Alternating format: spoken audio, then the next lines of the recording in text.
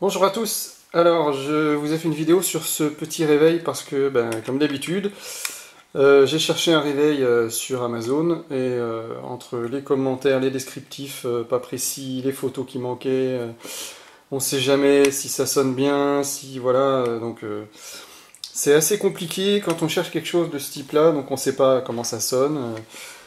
Voilà, donc j'ai finalement réussi par trouver ce réveil donc sur Amazon. Je me suis basé par rapport aux commentaires qui me paraissaient pas mal et finalement je suis pas déçu. C'est pour ça que je vous fais la vidéo. Parce que ce réveil, il a des choses sympas. Déjà, il se met à l'heure tout seul avec le signal radio qui se trouve en Allemagne. Donc c'est le petit icône qu'on voit en haut à droite là, qui ressemble à une antenne. Voilà, il se met à l'heure tout seul et à la seconde près. Donc ça c'est nickel. On peut le mettre en français, c'est-à-dire qu'il affiche vendredi, il affiche la date dans le bon sens, 7 septembre. Il affiche pas septembre 7 comme en anglais. Ça c'est bien, il affiche la température. Température extrêmement précise également, je l'ai vérifié avec mes sondes Oregon et c'est à 0,2 près, c'est vraiment la même température. Donc ça c'est vraiment bien. Ce qui est bien aussi, c'est qu'il y a une double alarme.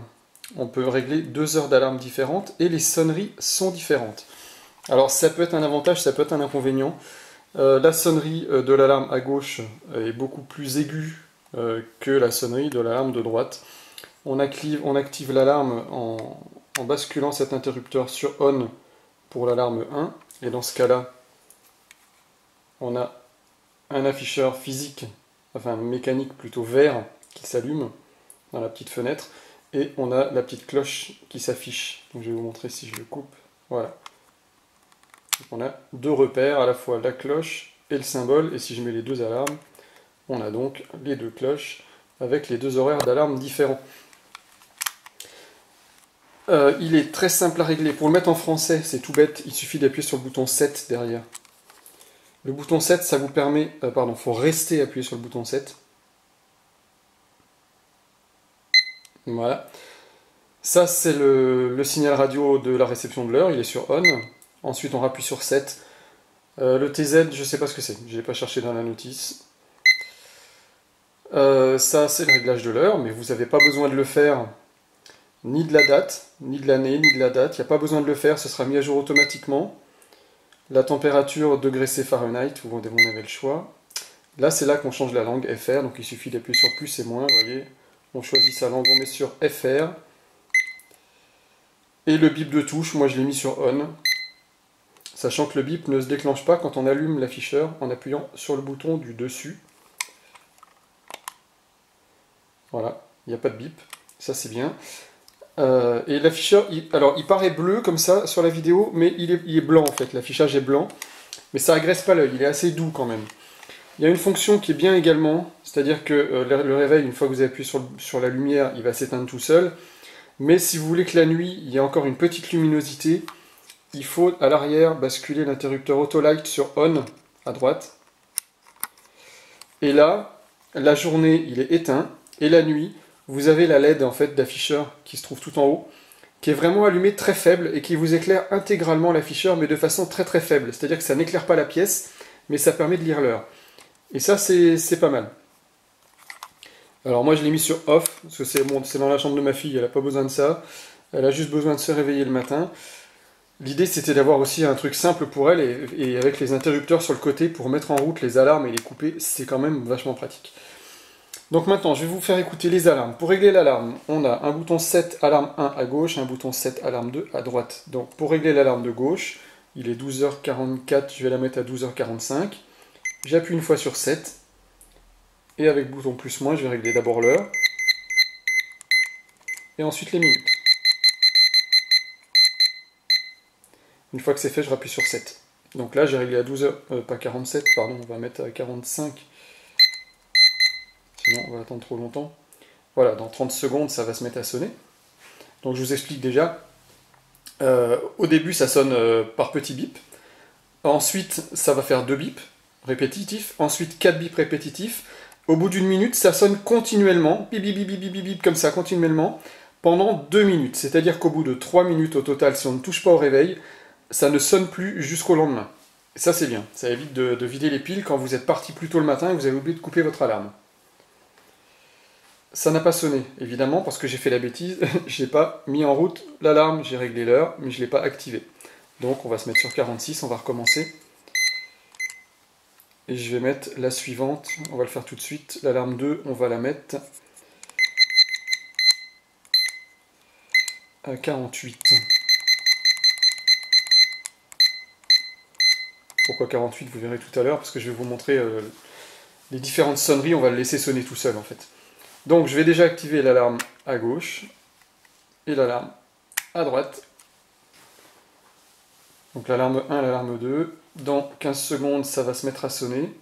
Donc il faut savoir que pendant la sonnerie, si vous appuyez sur le grand bouton vert au-dessus, sur le snooze, ça va mettre en pause la sonnerie pendant 5 minutes, et au bout de 5 minutes, ça va ressonner à nouveau. Attention, dans 4 secondes, ça va sonner.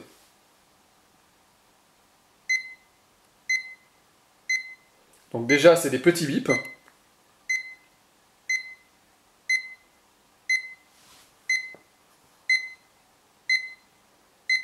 Et au bout de 20 secondes, on a des bips plus rapprochés.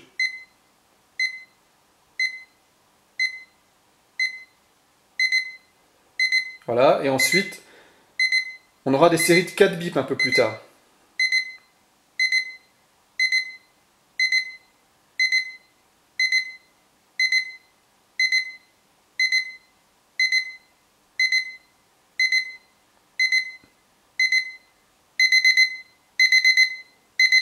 Voilà, et au bout d'une minute, on aura donc un bip continu.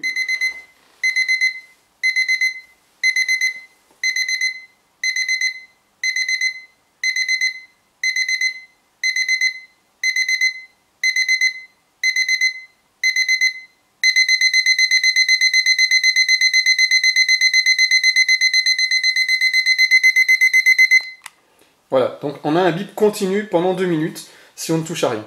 Là, j'ai appuyé volontairement pour vous montrer sur le bouton du haut, le snooze, et donc on a un petit ZZ. Vous voyez, au-dessus des secondes, on a un ZZ qui clignote.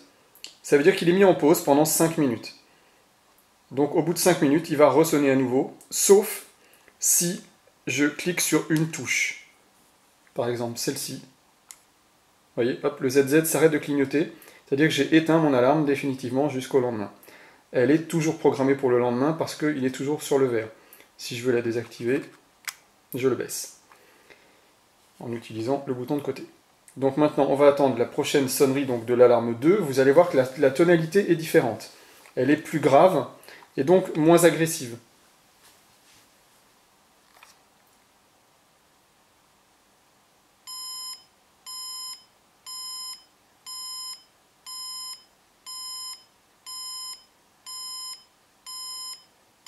Vous avez pu constater que l'affichage s'allume au moment de la sonnerie.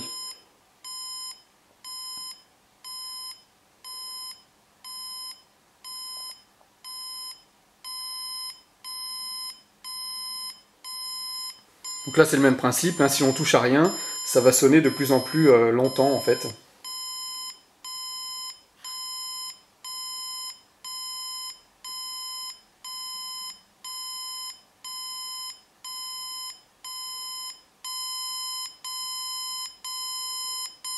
Donc là le volume est un petit peu monté un peu plus fort, je ne sais pas si vous entendrez bien sur la vidéo parce que mon appareil règle le volume automatiquement, du moins ma caméra règle le volume automatiquement.